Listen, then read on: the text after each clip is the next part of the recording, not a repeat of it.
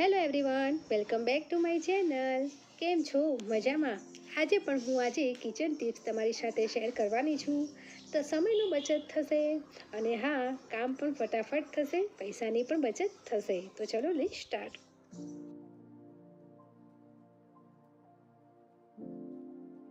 તો સૌ પ્રથમ અહીં આપણે ચાર્જરના જે કેબલો હોય છે તે બધા જ યુઝ કરતા હોય છે અને આ કેબલો ખૂબ જ ગંદા થઈ જતા હોય છે. હવે તેને સાબુ કે બ્રશથી આપણે ધોઈ તો નથી શકતા, તો બધાના જ ઘરમાં આવી કોલગેટ તો હોય છે જ. મારી પાસે વ્હાઇટ કોલગેટ નથી, જેથી કરીને મેં આ કોલગેટ લીધી છે. તમે જે પણ કોલગેટ વાપરતા હોય, ટૂથપેસ્ટ વાપરતા હોય, તેને આવી રીતે ટીશ્યુ પેપરમાં અથવા તો કોઈ કોટન કપડા ઉપર લઈ લેવાનું છે અને આવી રીતે હાથની મદદથી થોડું ઘસીને સાફ કરવાનું છે. તો એકદમ સફેદ વાયર થઈ જશે અને નવા જેવો કેબલ થઈ જશે. હવે આ કેબલો ખૂબ જ બધાના ઘરમાં 4-5 વ્યક્તિઓ રહેતા હોય તો અલગ અલગ મોબાઈલ પ્રમાણે તેના કેબલો હોતા હોય છે. તો કેબલો નથી મળતા અને ગૂંચવાઈને તૂટી પણ જતા હોય છે.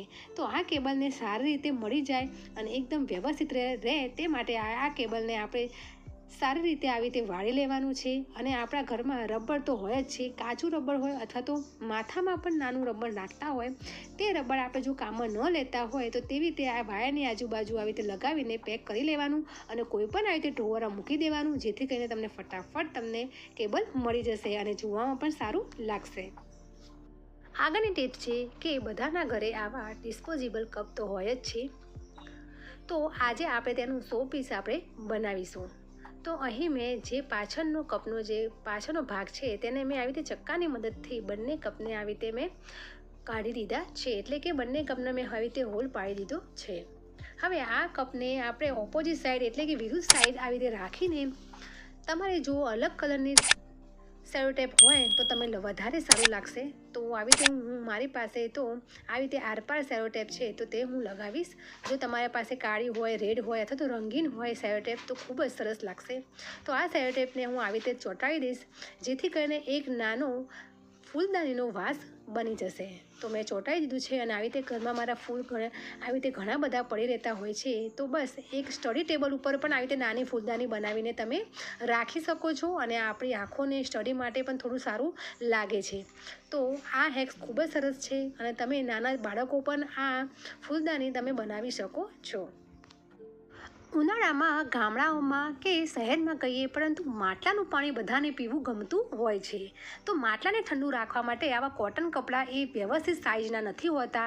તો હવે આપણે ઘરમાં ટી શર્ટ હોય તે કે જે ઘસાઈ ગયું હોય, ફાટી ગયું હોય, તો તેને આવી રીતે માટલાને આપણે છોકરાઓને પહેરાવતા હોય તેવી જ રીતે માટલાને પણ પહેરાવી દેવાનું છે. તો આ ટી શર્ટ છે તે થોડું જાડું કપડામાં થોડું જાડું હોય છે અને તેનું કપડું પણ સારું એવું હોય છે.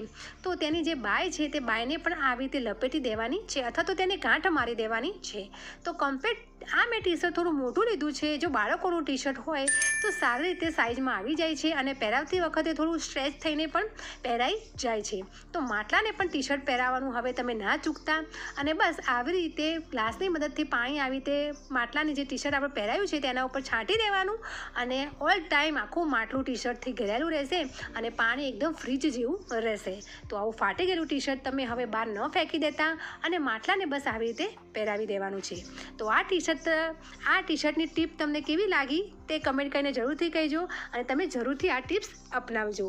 નેક્સ્ટ ટિપ છે કે ઇસ્ત્રી બધા જ વાપરતા હોય છે, પરંતુ તેનો વાયર જો સારી રીતે મૂકવામાં ન આવે અથવા તો સારી રીતે પેક કરવામાં ન આવે તો મારે આ વાયર થોડો ક્રેક થઈ ગયો હતો. તો મેં સેલો ટેપ લગાવીને હવે ઇસ્ત્રી સાથે જો વાયર સારી રીતે રહે તે માટેની ટિપ્સ હું આ શેર કરવાની છું. તો વાયરને આવી રીતે સારી રીતે વાળી દેવાનું છે અને બધાના જ ઘરમાં આવી રીતે રબર બેન્ડ તો હોય જ છે.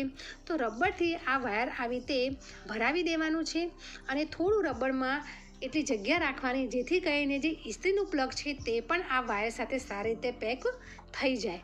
તો જે ઇસ્ત્રીનું પ્લગ છે તે આ રબરની અંદર મેં આવી રીતે પેક કરી દીધું છે અને સારી રીતે ઇસ્ત્રીને ચોંટી જાય તેવું એક સ્ટેન્ડની જેમ એ વાયર અને રબર સાથે સારી રીતે આવી ગયું છે અને વાયર પણ સારી રીતે રહેશે અને લોંગ ટાઈમ સુધી ઇસ્ત્રી પણ તમારે ચાલી જશે. તો આ ટિપ્સ તમે જરૂરથી ટ્રાય કરજો અને તમે લોંગ ટાઈમ સુધી તમારી ઇસ્ત્રી તમારે સાચવવી હોય તો તમે જરૂરથી આ ટિપ્સ તમારે કામની ટિપ્સ છે કે જ્યારે આપણે ક્યાંક બહાર ગયા હોય ત્યારે આપણને હેવી ઇયરિંગ્સ પહેરવી ખૂબ જ ગમતી હોય છે, પરંતુ તેના વજનના કારણે આપણા કાન થોડા વધારે દુખતા હોય છે, અથવા તો અમુક ટાઈમે તો તેના ઉપરથી તેની અંદરથી લોહી પણ નીકળવા લાગતું હોય છે, એટલે કે બુટ્ટી તમારે ખોટી હોય તો લાગતી હોય છે.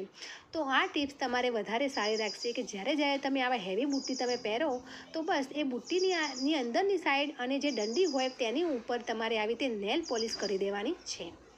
નેલ પોલિશ એ છે કે જે આપણને કોઈ પણ એન્ટીબાયોટિકનું પણ કામ કરે છે, કે જે આપણને બુટ્ટી લાગતી હોય તો તેનાથી દૂર રાખે છે અને વજનથી પણ કાન દુખતા બંધ કરે છે.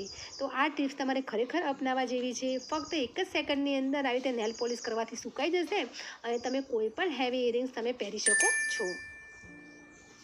તો પ્લીઝ આ ટિપ્સ તમને ગમી હોય તો પ્લીઝ આ વિડીયો તમને ગમે તો પ્લીઝ મારી ચેનલને લાઇક કરો, શેર કરો અને સબસ્ક્રાઈબ જરૂરથી કરજો. હું અલગ તમારી સાથે ટિપ્સ અને રેસીપી તમારી સાથે હું શેર કરું જ છું. નેક્સ્ટ ટિપ છે કે આવા ઢાંકણાઓ આપણા ઘરમાં હોતા જ હોય છે. ગમે તે કોઈ તૈયાર પાર્સલ લાવતા હોઈએ ત્યારે આપણે આ ઢાંકણા હોતા હોય છે, ડબ્બા પણ હોતા હોય છે. તો આ ઢાંકણાને ખૂબ જ સારી એવી આપણે ટિપ્સ શેર કરીશ તમારી સાથે. આવી રીતે તેલના અથવા તો ઘીના આપણે ડબ્બા મૂકતા હોઈએ કે કન્ટેનર મૂકતા હોઈએ તો તેની નીચે તમારે આ ઢાંકણા રાખવાના છે, જેથી કરીને આપણા પ્લેટફોર્મ ઉપર ચિકાસ ન રહે.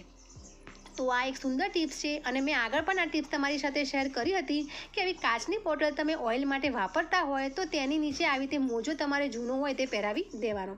તેના 3-4 ફાયદા છે કે કાચની બોટલ ફૂટી નથી જતી, આડી પડી જાય તો ફૂટતી નથી, અને જ્યારે તેલ આપણે યુઝ કરતા હોઈએ છીએ ત્યારે તેની આજુબાજુ ચિકાસ રહેતું હોય છે તે પણ નથી રહેતો અને પકડવામાં પણ સારી રહે છે.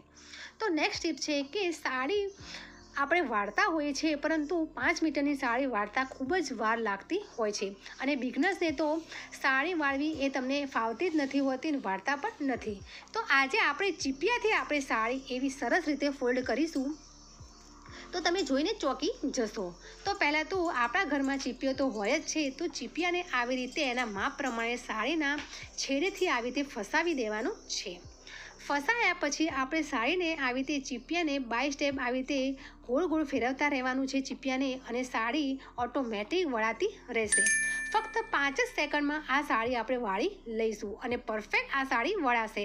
તો ઉતાવળમાં ઘણી બધી સાડીઓ આપણે વાળવી હોય અથવા તો સાડી વાળતા ન ફાવતી હોય તો આ ચીપિયાની મદદથી સરળથી તમે સાડી પરફેક્ટ એક સરખી તમે વાળી શકશો અને તમે આવી રીતે તમારી અલમારીમાં આવી રીતે હેંગરમાં પણ ભરાવી શકો છો અથવા તો વાળીને પણ સારી રીતે પેક કરી શકો છો. તો સમટાઈમ એવું થતું હોય છે કે સાડીનું જે કાપડ હોય છે થોડું લચીલું અને લીસું હોય છે, તો તેને વાળતા તો ફાવતું હોય છે પણ વાળતા લેયર પણ નીકળી જતી હોય છે. તો આ પરફેક્ટ સાડી તમારી વળાઈ ગઈ છે. તો આ ટિપ્સ તમે જરૂરથી ઉપયોગમાં કરજો અને ગમી હોય આ ટિપ્સ તો પ્લીઝ લાઇક અને કમેન્ટની ટિપ્સમાંથી તમને કઈ ટિપ્સ ગમી તે મને કમેન્ટ કરીને જરૂરથી કહેજો અને તમે જરૂરથી ટ્રાય કરજો. હવે એક નવા આઈડિયા સાથે મળીશું. બાય, જય ભારત.